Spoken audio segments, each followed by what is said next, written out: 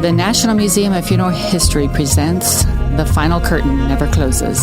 I'm your host, Genevieve Vasquez, the president and CEO of the museum. Today I have a very special guest with me, Bridget Soletka, and she is a grief counselor. She's a psychologist in the field of psychology, but specializes in grief. And I'm very happy to go down this path of grief because I think it's one of the most non-talked about subjects, but we all go through it to some degree. So welcome. Yes, thank you for having me. I'm actually not a psychologist. I'm a licensed professional counselor. So the fields are definitely related, but I'm trained as a counselor versus a psychologist. So slightly different disciplines. Well, I think that's interesting that I actually introduced you incorrectly so that the listeners can learn that there are different types of counselors out there. That's right. Oh, wow. And sometimes that can be really confusing, right? What does a psychiatrist do versus what a psychologist does and a counselor? So counselors are really about talk therapy and, working with individuals or couples or families to help address various mental health struggles that they have. And psychologists do that as well. But a lot of times psychologists can be more focused or at least somewhat focused on testing, on psychological testing, which is something as a counselor that I don't do. So you're more about just listening. Yes. Yeah. Exactly. And I think that's very important because I think, we as a society, we have kind of evolved into more, kind of like distancing ourselves from people because of all of the way we communicate now through texting or a casual quick phone call. Kind of like that face-to-face interaction of actually talking where somebody's listening instead of just, right. Hi, how are you? I'm fine. And you Yes. go about your day, right? Exactly. And some people would argue that we're losing, because of all of the technology, which is an entirely different conversation, but not unrelated, that because of all of the technology that we're losing some of this art of interpersonal communication. I couldn't agree with you more. I sense that as well, that kind of that personal connection or that ability to socialize with another person face to face. We are losing that. Yes, and I think with it becomes difficult. We're losing how to be empathetic and how to show sympathy towards people when they're going through some very difficult times. That's right. And we already, as a culture, avoid difficult topics, as we know. We do, but it's interesting. We really don't avoid them because we're always glued to the news, and there's always the tragedy that's happened down the street, right, or in the neighborhood. True. So we're attracted to it and yet repelled by it. Exactly. I mean, talk about an oxymoron, right? Mm-hmm. I mean, just two opposite extremes of the pendulum, if you will, and the way it swings and how we learn to embrace something and or push something away based on the way we've been exposed to it or the way we interact with it in our society and our social settings. Absolutely. And from a psychological perspective, there's a brain science behind this, why our brain is very protective of ourselves. So even the things that we know we want to maybe look at or talk about, we also have a tendency to somehow avoid sometimes. And that's often our brain protecting us from perceived harm. I believe that by hiding behind a cell phone or a computer screen, do you think that allows us to kind of lower that protective shield? It can. I mean, I certainly experienced that during the pandemic when telehealth became, very necessary, because people didn't want to interact in person. And a lot of counselors really resisted doing telehealth, right? Because we're people. Mm-hmm. And we, I'm enjoying being here and looking into your eyes and being in the same space and reading your body language. And so I enjoy that interpersonal connection. I think most counselors do. But during telehealth, during COVID rather, a lot of counselors didn't want to move into the telehealth realm because it felt uncomfortable. Right, and that's another thing we avoid, doing things that aren't familiar or somewhat uncomfortable. Yet for me, I did entirely telehealth for over 2 years, And some clients, in fact, quite a few clients did report that they felt that they were able to be more vulnerable because of the safety of the screen, if you will. Yeah, It forced me to change my perspective on that. That sometimes for people being in the comfort of their own home or maybe their own office at work or sometimes even in their own car, right? People would do, on their lunch break, go and do their counseling session from their car. But being in their own space and having just that interaction with the screen between us, in some cases, let people talk about things that maybe they otherwise wouldn't have felt as comfortable talking about. Yeah, so one of the things that I think that we can use as a symbolism here is, envisioning that screen and having that protection and having that vulnerability, but at the same time having somewhat of a disconnect because you're not there personally with them to be in their space and to try and really be able to console someone. So let's talk a little bit about the grief that a person will experience and how sometimes they feel that they're very much alone, isolated and, away from people and basically maybe behind a computer screen symbolically because people don't understand what they're going through.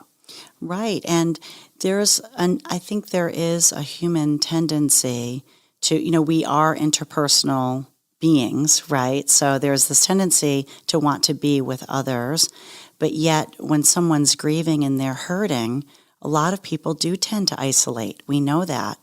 And people, friends and family members and loved ones may be offering, what can I do? Or can I bring you a casserole? Or, let me come over and just listen so you can cry.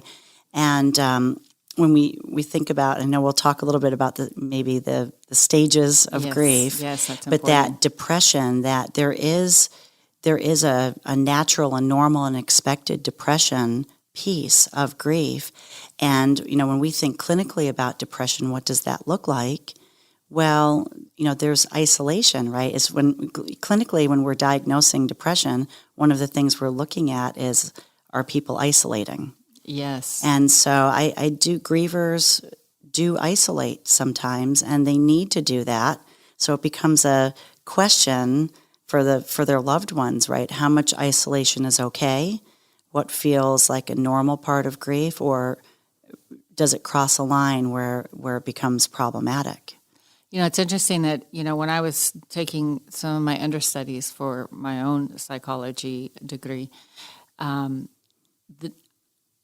course, we are taught the 5 stages of grief. Mm-hmm. But I think that learning the 5 stages of grief for anybody is just as important in learning math and understanding, because you're understanding how numbers, come together to create a total sum. If you could understand the emotional stages that someone goes through when they're grieving, then I think we could be more connected humanistically. I couldn't agree more. Yeah.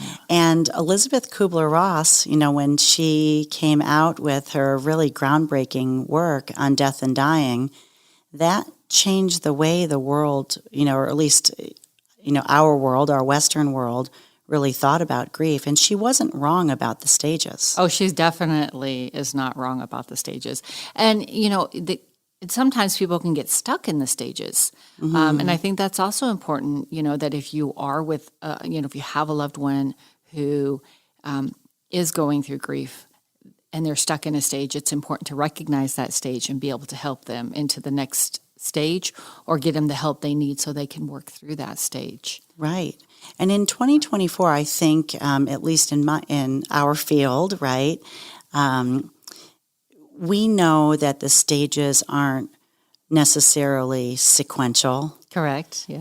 And some people may go through one stage multiple times. Some people may skip a stage. They may never have anger. Yeah. Right. Or they may never have time to experience all the stages, especially like in a sudden death, right? That's right. Sometimes they skip, a few stages ahead because, there wasn't that, preconceived notion or information given that either they were dying or their loved one is dying. Right. Yeah. And again, in our society where we tend to have a lot of all or nothing thinking, that as new models came out about, thinking about grief, that Kubler-Ross really, it's sort of like throwing the baby out with the bathwater. People said, no, this stage thing is wrong.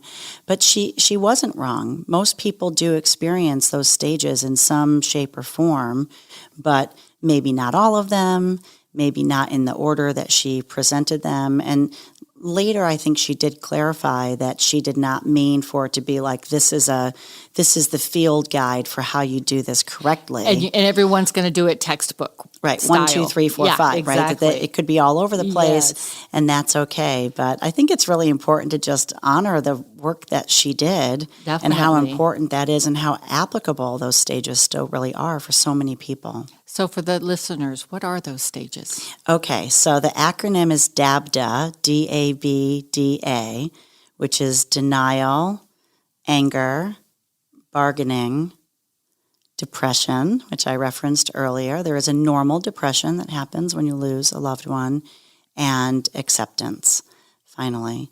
And, whether or not a person goes through all of those in that order or some variation of those. And another grief specialist, David Kessler, wrote a really beautiful book called The Sixth Stage of Grief, where he talks about the sixth stage being finding meaning. And that is, happens for some people, not necessarily, but that ultimately, as people are working through their grief, that there can be, which I think is a really nice idea, that there can be this other thing that happens that feels more joyful, hopeful, meaningful, that you are you've integrated that loss, and you now are feeling different or doing something different with it in your life. Yeah, and you're actually able to move on and live a new normal, we call it. Exactly. Yes. I love that. So, we're talking about grief associated with death, but we know that grief comes in many different shapes and forms. I like to say that grief has many faces. Mm-hmm. And I think it's important for our listeners to say, oh, well, I've never lost anyone, so I cannot relate.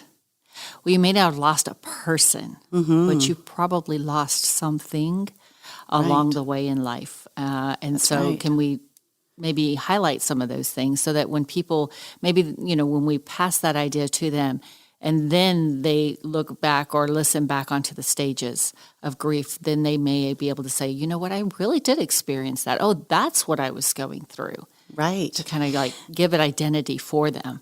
And yeah, absolutely. And certainly when we say the word grief, death comes to mind. Correct. And so certainly it can be the death of a loved one, death of a pet, right? And obviously, this museum here is very much focused on, grief and death in that sense, right? Correct. And, yes. Funerals and Caring for the dead and all of that. Honoring and respecting the deceased and helping the families that are left behind. That's truly what the museum represents. But going outside and thinking outside of the box, yes, outside of the what would I say, the first thing you think of with grief is death. But there's so much more. I mean, for me, I think historically, one of the things I want to, bring to many listeners that they can relate to is Hurricane Katrina. Yes. I mean, the magnitude of grief that natural disaster created for all of the people that were affected by that. They lost their home, they lost their jobs, they lost their community, they lost, their family history, their belongings. They got completely uprooted.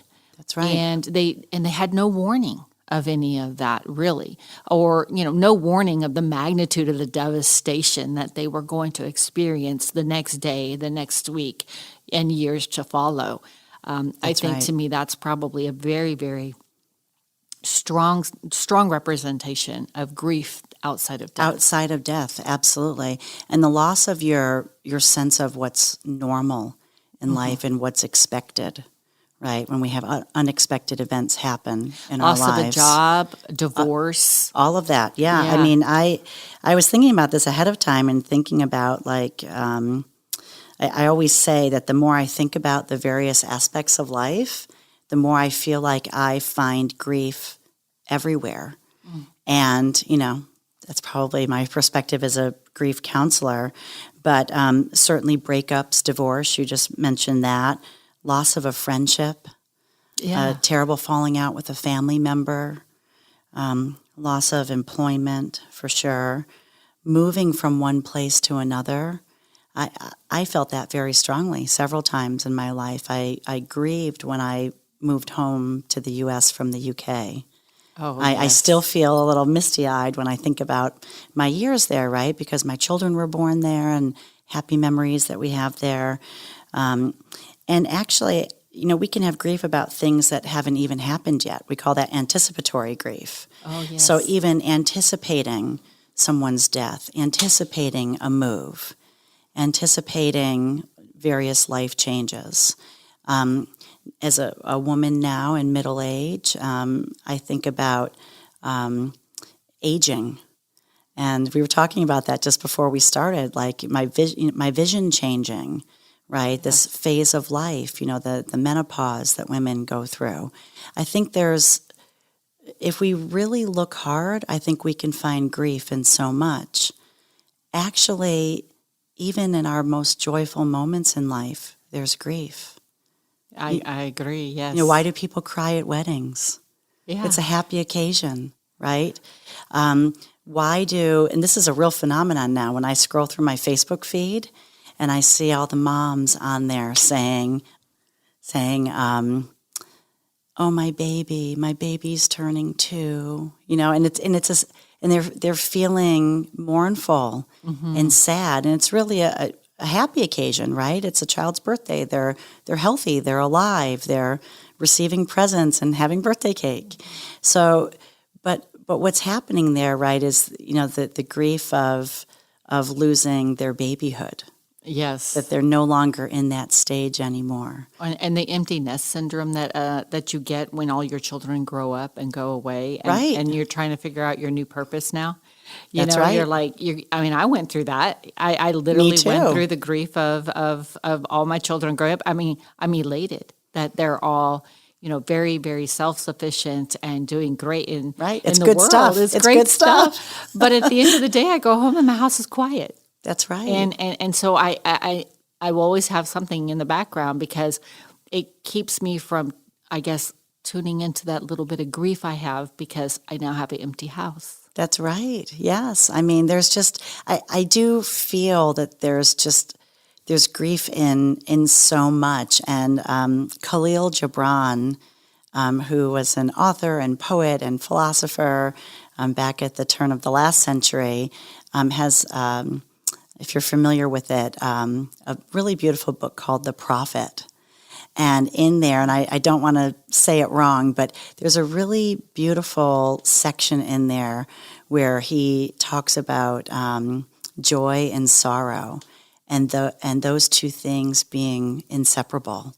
And he even very poetically describes, one is sitting at your bedside, and the other is standing at the foot of the bed. And I think it's such a powerful image because when we have those joyful moments in life, and they're beautiful, and it's wonderful to have grown kids who are self-sufficient and having their own families, but there's an attached sorrow and I would argue an attached grieving process. Yes. With that. Very much so. Yeah, when people that might be going through grief and coming to the National Museum of Funeral History for a visit. Mm-hmm. I when I first started working here, I was celebrating the educational aspect of the museum and sometimes forgetting that there is an emotional impact to some people when they do visit the museum. Right. And I remember distinctly, I'm saying I've been here for going on 19 years now.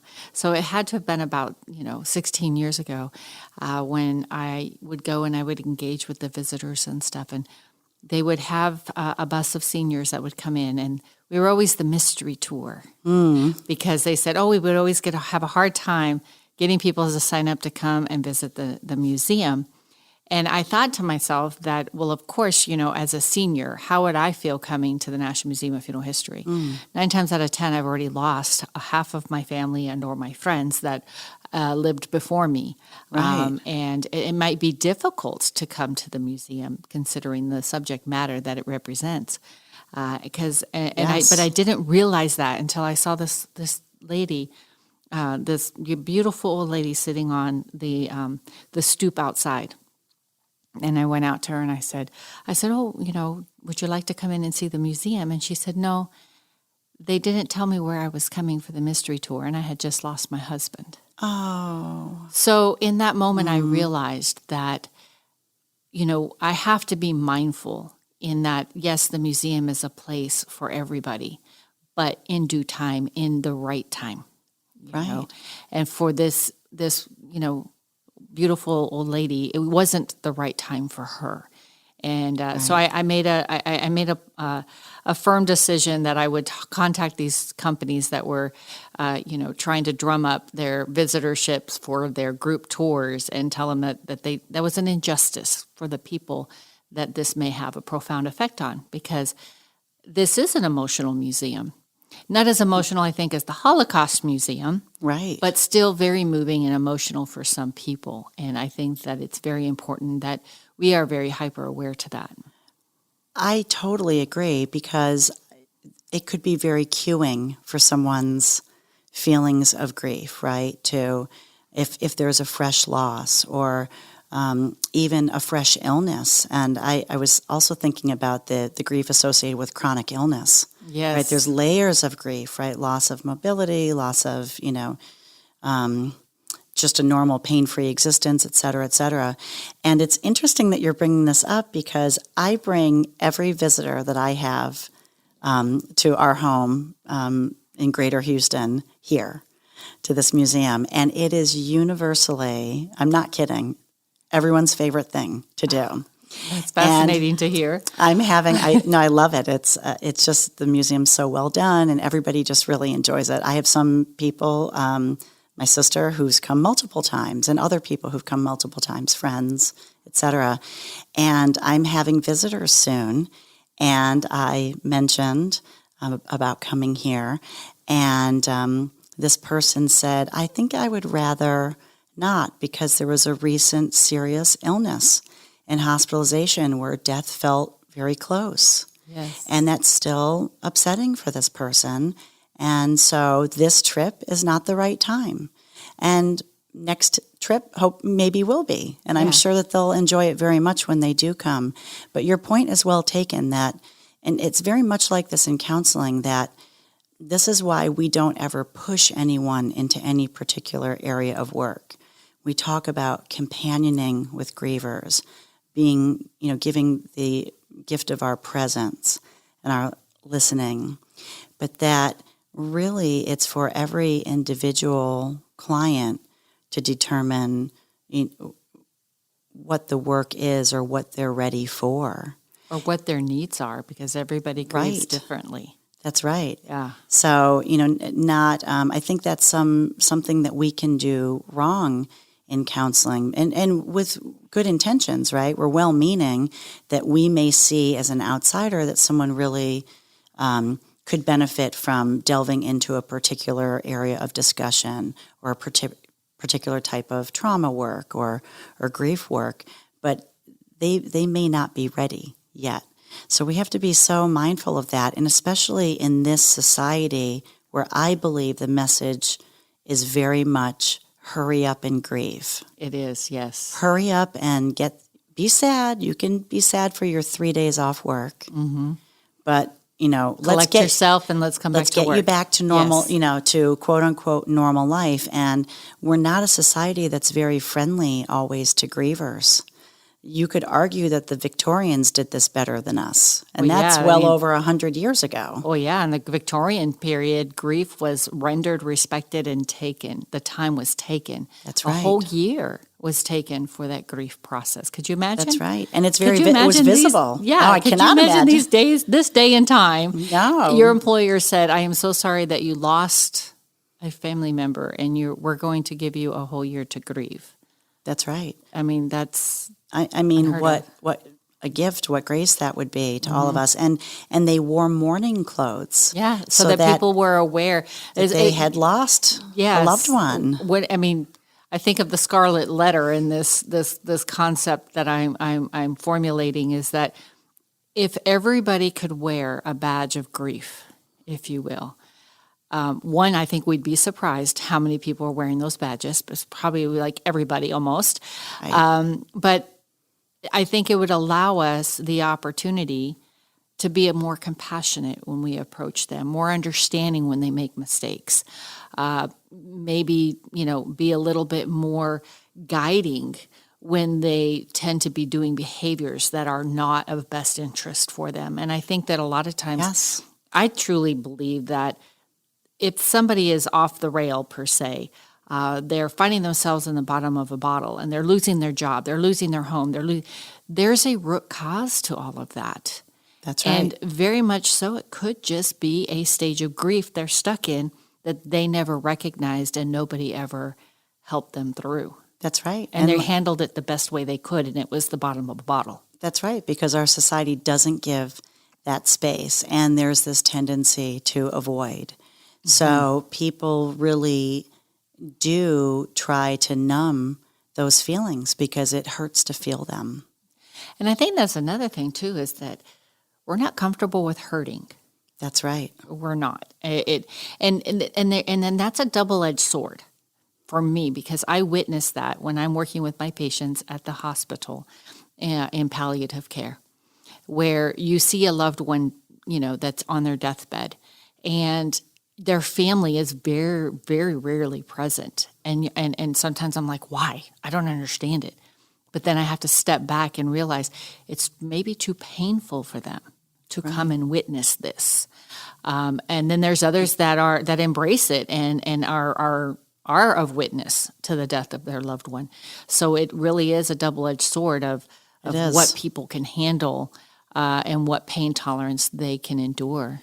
Well, right. And we naturally avoid things that are painful in general, right? Well, it's a survival instinct, right? That's right. So where our biology is built that way, and arguably going back to the Victorians, they in a way had to be more comfortable with death because death was happening all around them all the time. Children died regularly.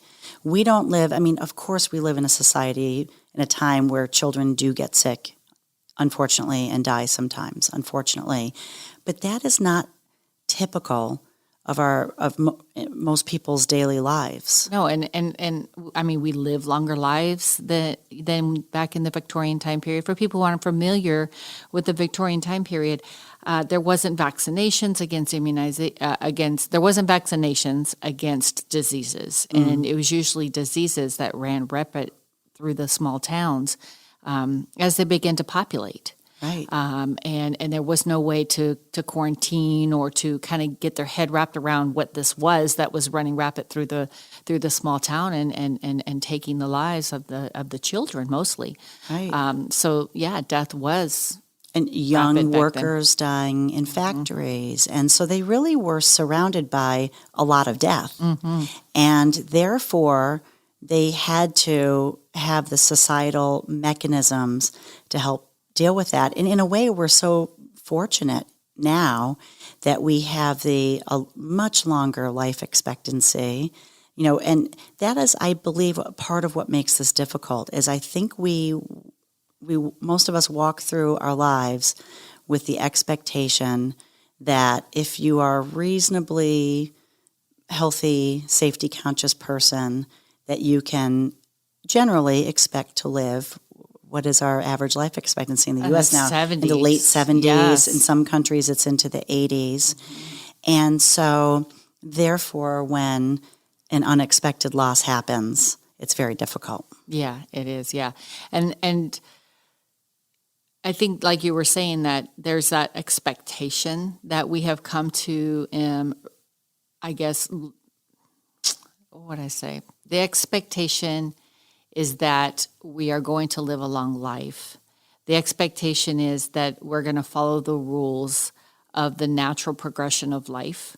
That our parents will die before our children, our grandparents will die before our parents, True. and that there's this, just as there's a birth order, there's a death order, if you will, and sometimes in society it goes awry, and that creates another level of grieving that people may not realize happens, and a lot of times there's a grief that I like to bring also attention to is when you become an adult orphan and you've lost both your parents, and then you realize I'm an orphan in this world. Yes. My parents are no longer. That puts it a whole new set of emotions. It sure does.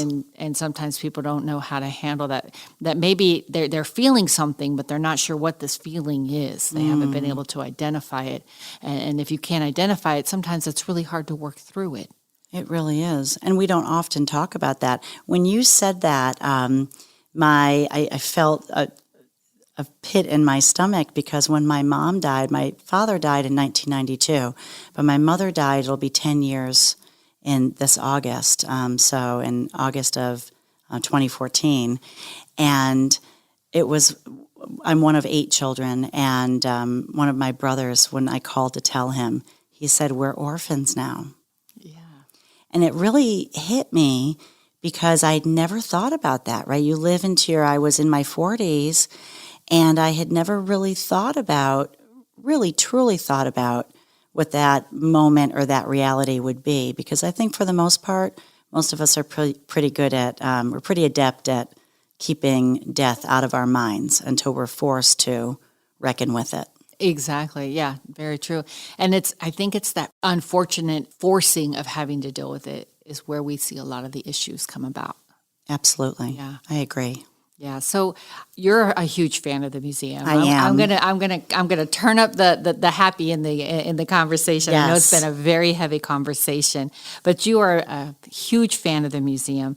You even have a brick I do. dedicated to you on our wall From my mom. Yes, I think that's fascinating. Yes.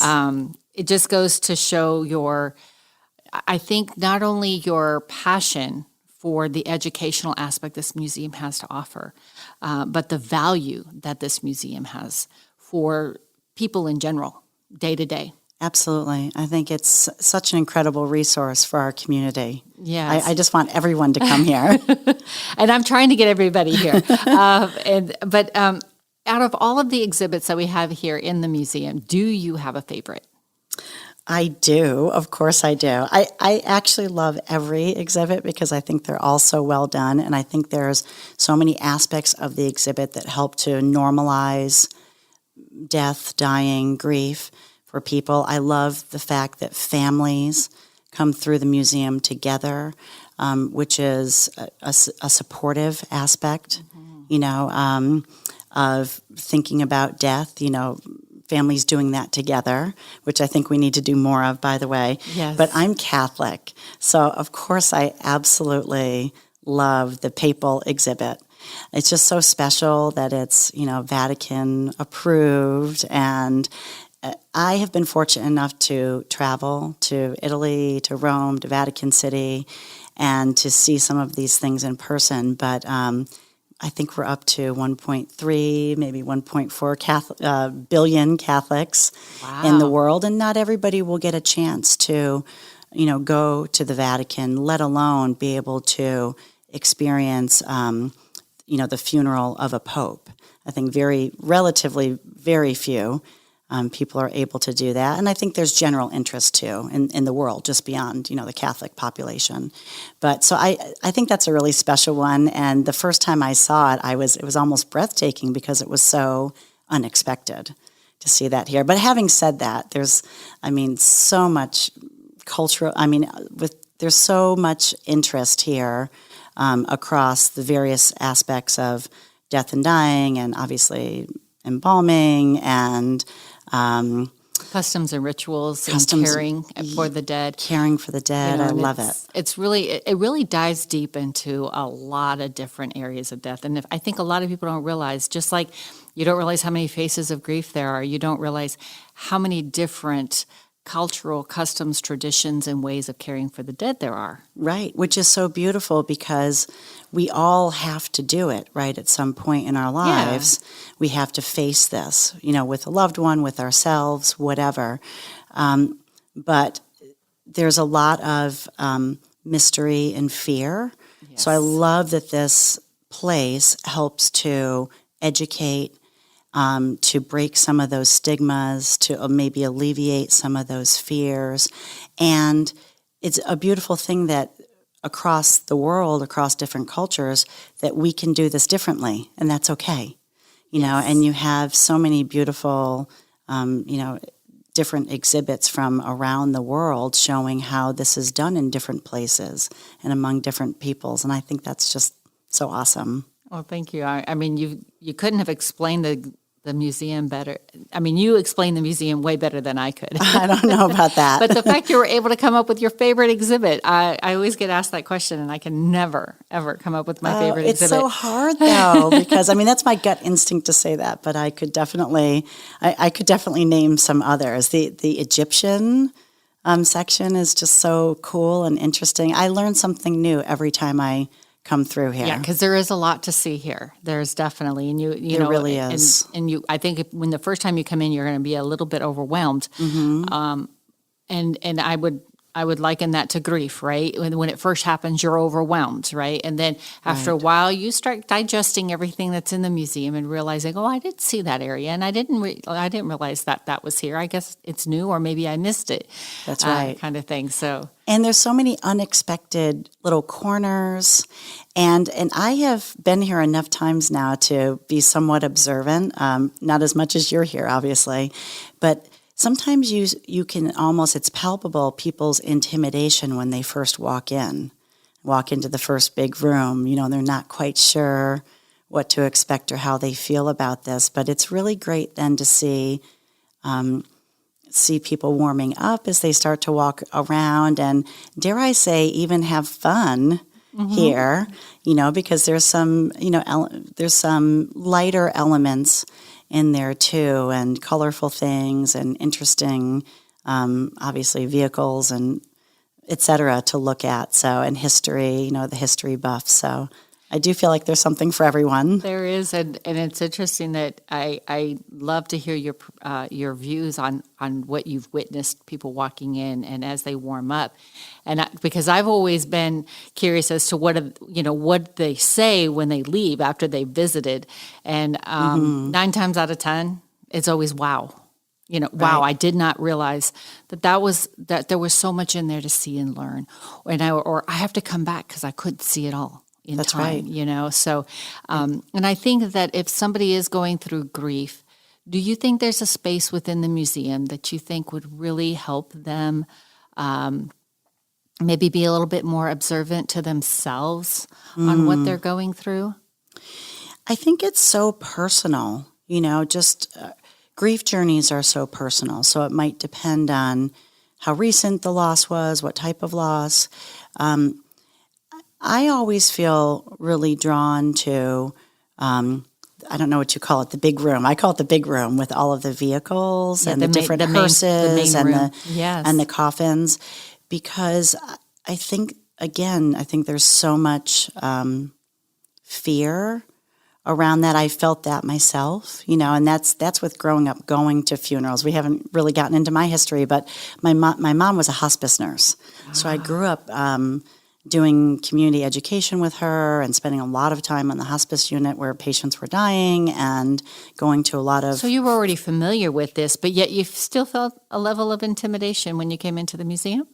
The first time I came in, I just didn't know what to expect. I had read online that it was great, and I didn't know you back then, 10 years ago, but I wasn't sure, and I even felt myself hesitating a little bit.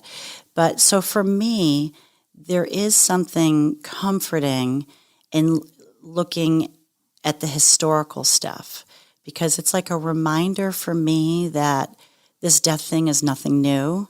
Correct. And that it, it's happening now around us in a lot of ways, and it has always been. Yeah, they always say And- that since the moment mankind was in existence, death began to happen. They say Exactly. that the minute you're born, you begin dying. Right. And so there's so many cliches that I think people don't realize that are in existence that are very representative of our life in a whole. That's right. Yeah. And I feel that very much walking through here, like that historical perspective helps me personally put things in perspective. Like death is a natural part of life, and throughout the ages and across cultures, people, find a way to deal with this and find a way through it. Now, I can imagine other areas of the museum might, touch people in different ways. The cremation, I don't want to say it wrong, the cremation The history of cremation. exhibit, right?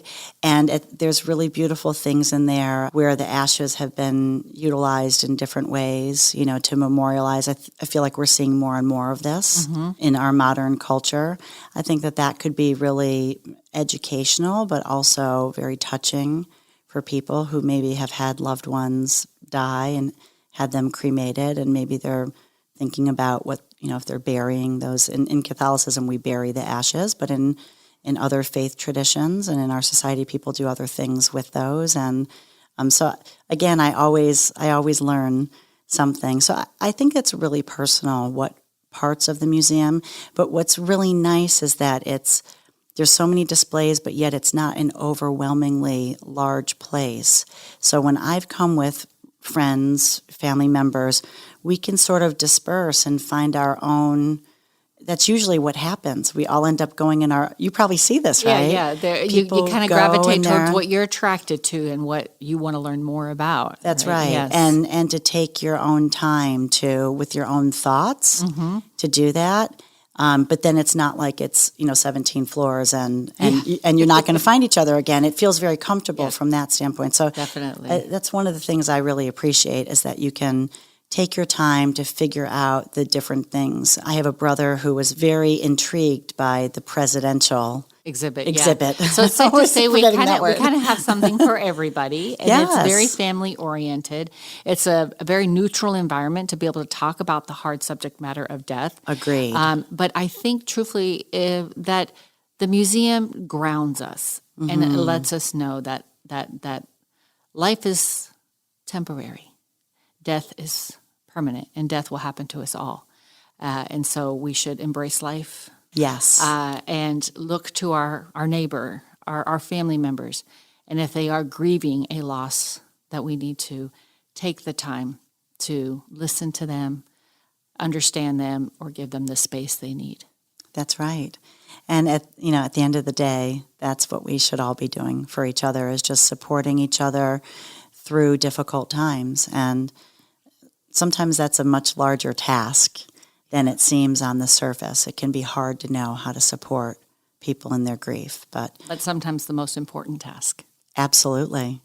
I greatly appreciate it. I could sit here and talk to you for hours. Same. There's so many things to talk about, but perhaps we can come back again on another segment to continue on and learn more about your history and your journey.